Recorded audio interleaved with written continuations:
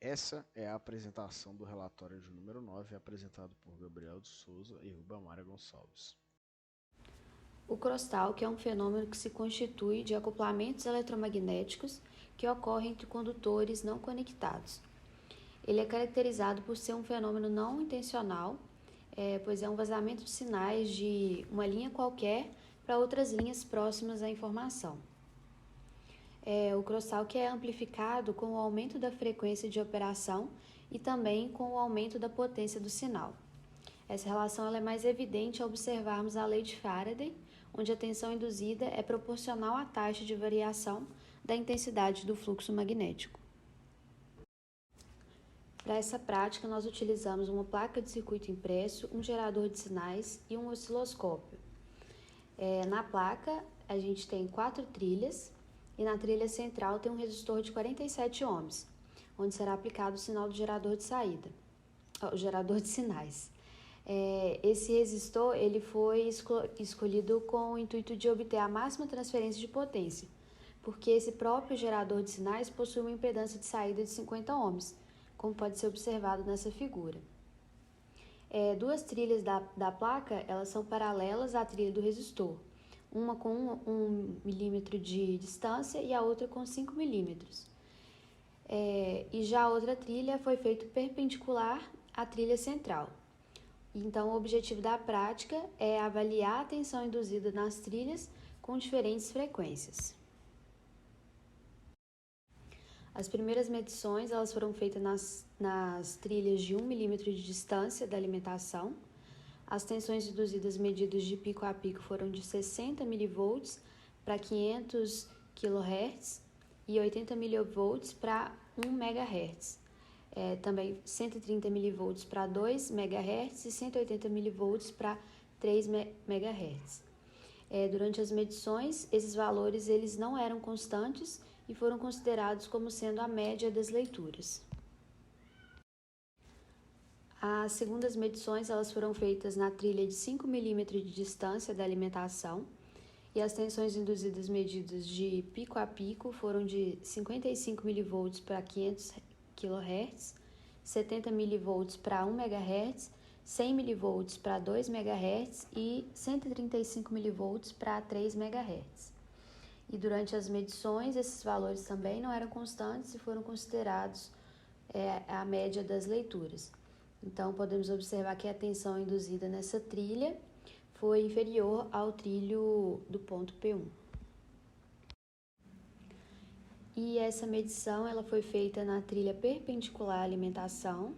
As tensões induzidas também medidas de pico a pico foram de 35 mV para 500 kHz, 38 mV para 1 MHz, 38 mV para 2 MHz e 31 mV para 3 MHz.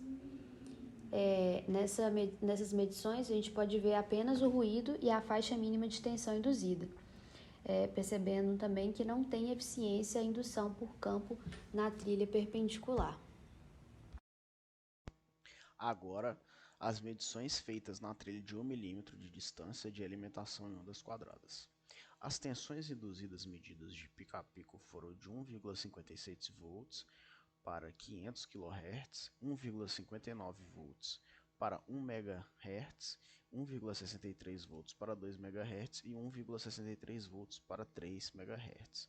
Durante as medições, esses valores não eram constantes e foram considerados como sendo a média das leituras, e sendo notado que a tensão praticamente não varia com o aumento da frequência. E por fim, as medições feitas na trilha a perpendicular à alimentação em ondas quadradas. As tensões induzidas medidas de pico a pico foram de 65 mV para 500 kHz, 67 mV para 1 MHz, 68 mV para 2 MHz e 70 mV para 3 MHz. Durante as medições, esses valores não eram constantes e foram considerados como sendo a média das leituras, e também foi notado que teve uma variação mínima da tensão induzida em relação ao aumento da frequência. Como resultado, conseguimos observar que o ganho em relação ao aumento de frequência é crescente. Quanto mais aumentávamos a frequência, mais se obtinha de ganho. Outro detalhe adquirido foi que quanto maior a distância da alimentação, menor seria o seu ganho também, em relação ao trilho mais perto, como pode-se observar na tabela abaixo. E por último, notamos o efeito do ângulo, ao ver que os valores de ganho do trilho perpendicular eram apenas a faixa mínima de ganho. Sabendo que a variação do fluxo no tempo é diretamente proporcional à tensão induzida, notemos que essa será uma relação linear. Isso pode ser observado no gráfico à esquerda, onde nós validamos que esse conceito com os valores obtidos nos testes para o circuito com a trilha de 1 milímetro.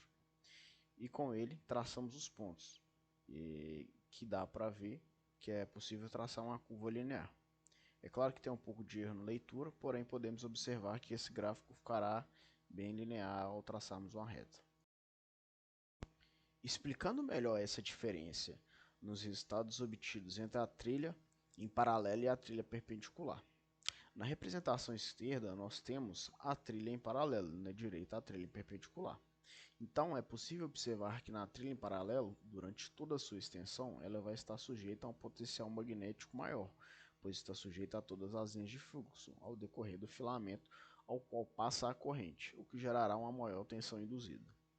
Já no caso da trilha perpendicular, ela terá somente um pedaço sujeito às linhas de fluxo, ou seja, a trilha não estará sujeita a todas as linhas de fluxo ao decorrer de todo o comprimento, pois essa linha está disposta perpendicular ao sentido da passagem de corrente, e as linhas de campo mais distantes terão pouca contribuição no filamento.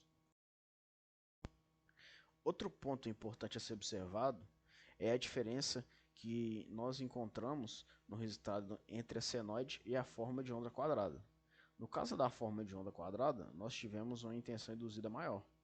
Isso se dá porque a forma de onda quadrada ela atinge o seu ponto máximo muito rápido, teoricamente, né?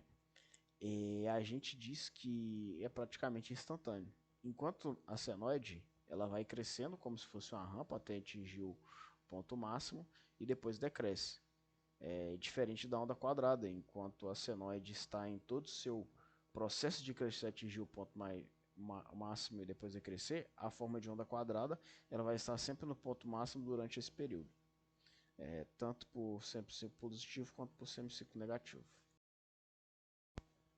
Com isso, o desenvolvimento dessa prática nos possibilitou notar como as diferentes formas de ondas contribuem para a indução de tensão em condutores próximos e, somado a isso, a alteração do comportamento da tensão induzida com relação à disposição dos elementos ao seu entorno.